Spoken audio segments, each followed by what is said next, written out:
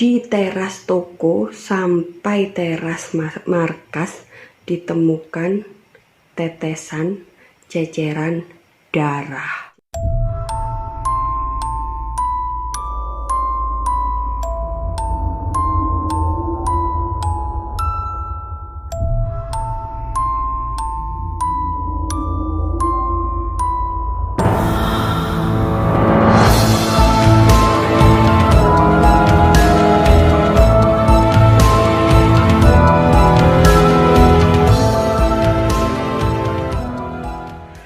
Halo gue, welcome to my curious way. Ketemu lagi sama saya Kurayui dalam jurnal Kurayui.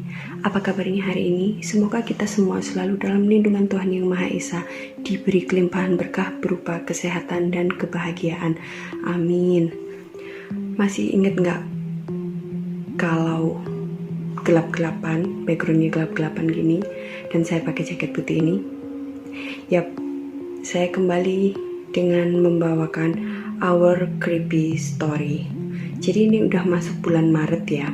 Bagi kami penghuni sarang Clover, bulan Maret itu spesial banget. Kenapa? Karena bulan Maret adalah ulang tahun dari sarang Clover. Tepatnya pada tanggal 17 Maret nanti sarang Clover akan berulang tahun. Ulang tahun yang keberapa ya? Kok lupa sih sama ulang tahun markasnya sendiri? Nah, dalam rangka ulang tahun sarang Clover ini, insya Allah selama bulan Maret nanti saya akan mendongengi tentang Our Creepy Story atau kisah-kisah creepy yang dialami oleh penghuni sarang Clover. Tentu saja kisah ini berdasarkan kisah nyata ya. Semoga aja nanti kisah-kisah yang saya ajukan bakalan di-ACC untuk dibagi bersama Shigui. Nah, kebetulan lagi bikin konten ini, saya mau menjawab pertanyaan dari beberapa teman Shigui yang, Kak, kenapa sih kalau Our Creepy Story-nya itu nggak bisa terbit rutin setiap minggu, baik di portal menulis, di platform menulis, dan di YouTube-nya sendiri. Jadi gini, setiap kali mau membagikan creepy story itu, saya harus minta izin dulu ke yang bersangkutan, baik itu yang mengalami juga makhluknya lewat tunjung. Jadi kalau ceritanya nggak di-ACC untuk dipublikasi, saya nggak bisa maksa. Walaupun sebenarnya materi itu banyak, sayangnya nggak semuanya itu boleh atau mendapat izin untuk dibagikan ceritanya. Gitu alasan kenapa Our Creepy Story nggak bisa terbit rutin setiap minggu kayak cerita-cerita lainnya di platform menulis, juga di YouTube. Jadi mohon pengertiannya ya. Insya Allah kalau ada cerita yang boleh di-ACC, yang udah di-ACC, boleh dibagi, boleh dipublikasi, pasti bakalan saya bagi untuk Shigui tercinta, untuk my lovely Shigui. Oke. Kenapa kok dalam rangka ulang tahun yang dibagikan malah creepy story? Nah, karena sarang Clover jadi dikenal itu karena kisah-kisah creepy yang mereka alami gitu loh. Jadi sampai terbit buku ini, Awake It Sarang Clover Creepy Story. Jadi awalnya dulu bikin buku ini tuh cuman iseng untuk membukukan kisah-kisah kita. Alhamdulillah pada tahun 2016 tuh buku ini sempat jadi salah satu buku bestseller yang penjualannya fantastis banget. Nah, untuk cerita yang pertama yang akan saya bagi adalah ini kejadian yang terjadi di markas besar sarang Clover dan cukup menghebohkan seluruh penghuni sarang Clover. Jadi gini, kejadiannya itu menjelang akhir tahun. Jadi di sarang Clover itu kan di markas besarnya di sini di rumah orang tua saya itu selain dijadikan tempat berkumpul, di depannya itu dibangun toko untuk usaha kami. Jadi memang usaha kami itu berdagang gitu. Terus selain usaha kami sendiri, maksudnya bahan-bahan kami sendiri, barang dagangan kami sendiri, biasanya penghuni sarang Clover yang punya usaha itu titip jual di toko di markas juga. Nah, jadinya kayak jadi pusatnya gitu loh. Selain jadi pusat ngumpulnya para penghuni sarang clover, juga jadi pusat bisnisnya kayak gitu. Nah, kejadian mengejutkannya adalah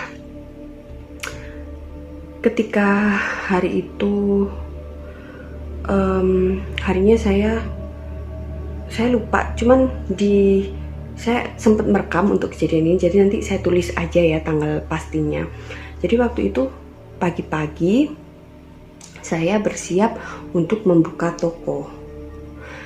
Setelah membuka toko, nah kejutannya di situ. Di teras toko sampai teras markas ditemukan tetesan ceceran darah. Jadi ada kayak sengaja ditetesin gitu dari teras toko sampai ke teras markas. Saya sempat merekam momen ini, jadi silahkan dicek videonya.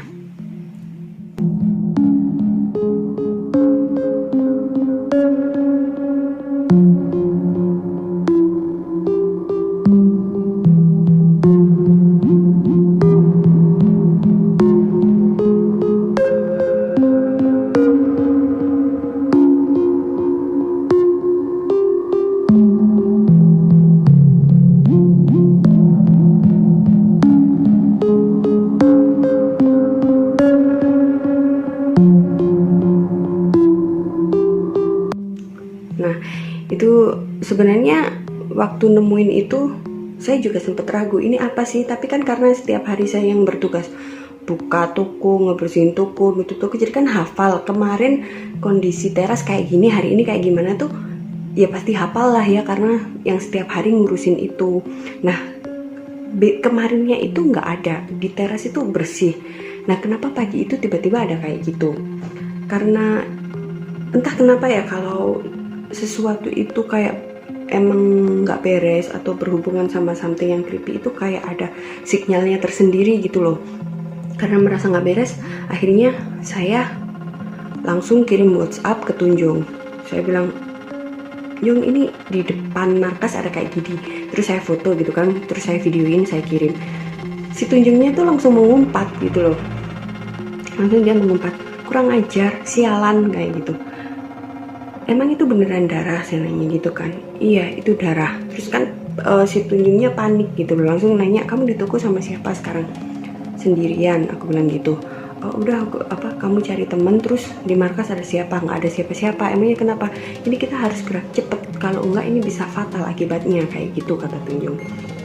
Terus saya juga menghubungi Nyai kan, saya bilang, Nyai ini di depan toko nemuin kayak gini-gini. Terus Nyai ikut kaget, terus jengkel juga gitu loh. Terus akhirnya siapapun yang nganggur hari itu di toko, yang nganggur hari itu di markas, disuruh buru-buru pergi untuk mencari air dari 7 masjid.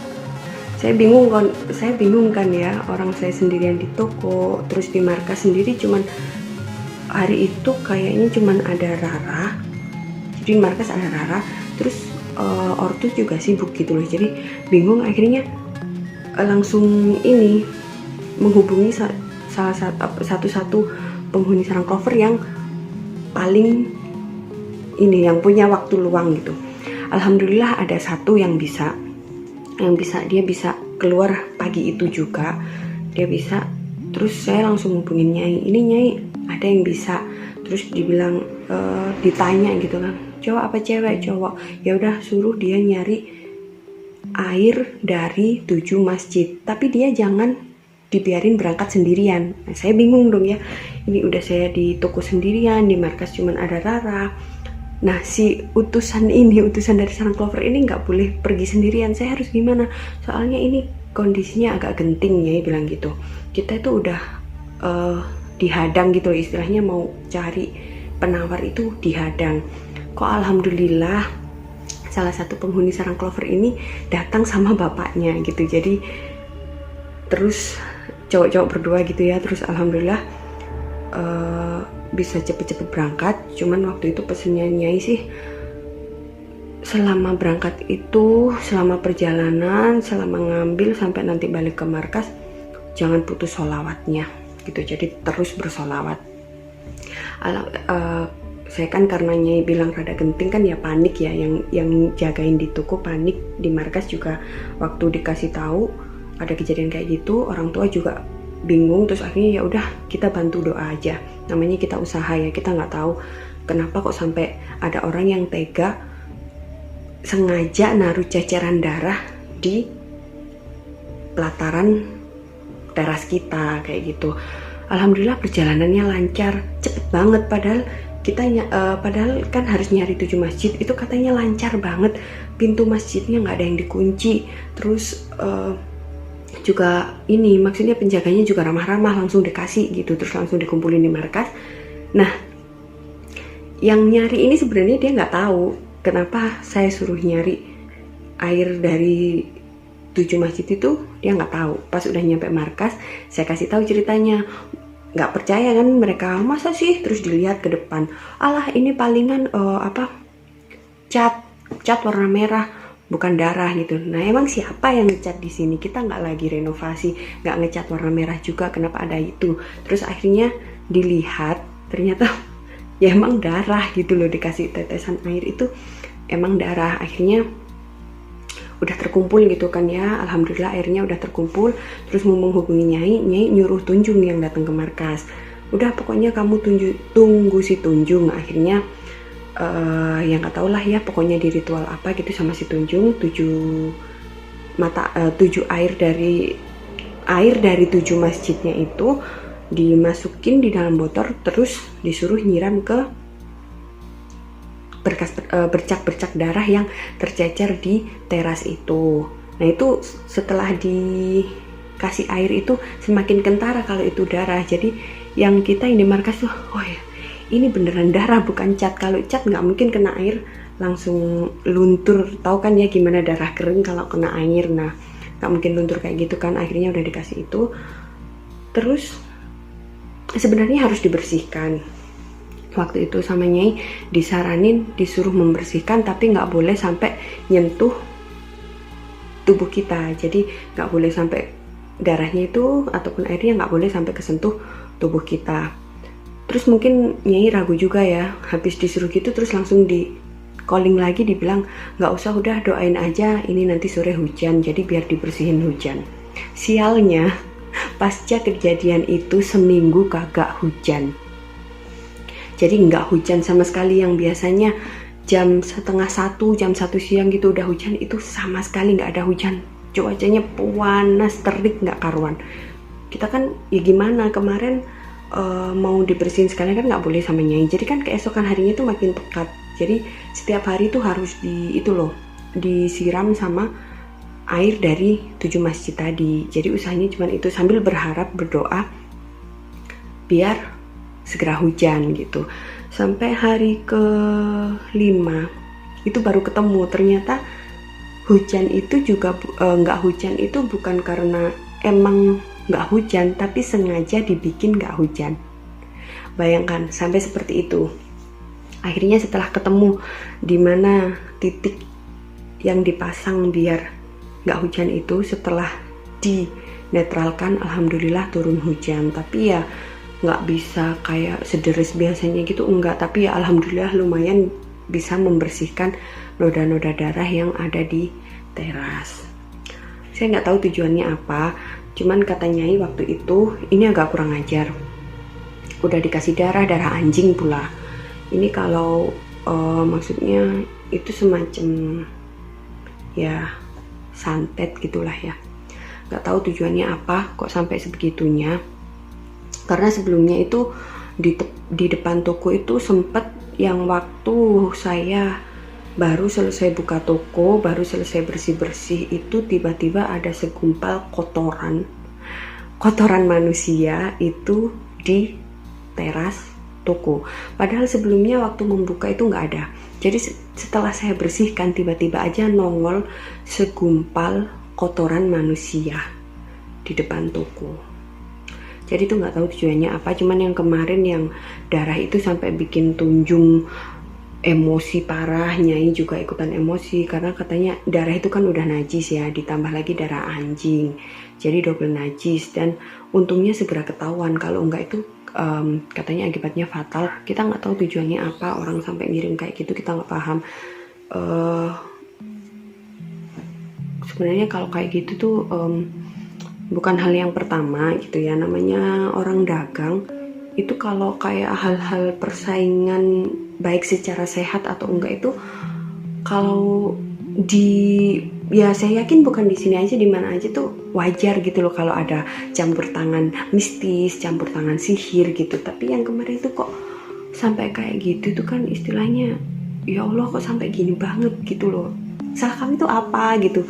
Orang kami juga, apa yang kami jual itu produk original kami, terus juga nggak nyerobot produk orang lain. Kenapa kok kalau emang tujuannya pingin ini ya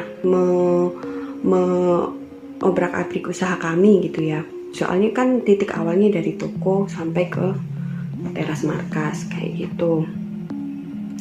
Jadi kayak gitu, alhamdulillah segera ketahuan dan segera dinetralkan, walaupun cukup lama efeknya. Yang nanya efeknya apa, karena yaitu ya karena sempet nggak hujan juga. Efeknya sih kita terus ini jatuh sakit berjamaah.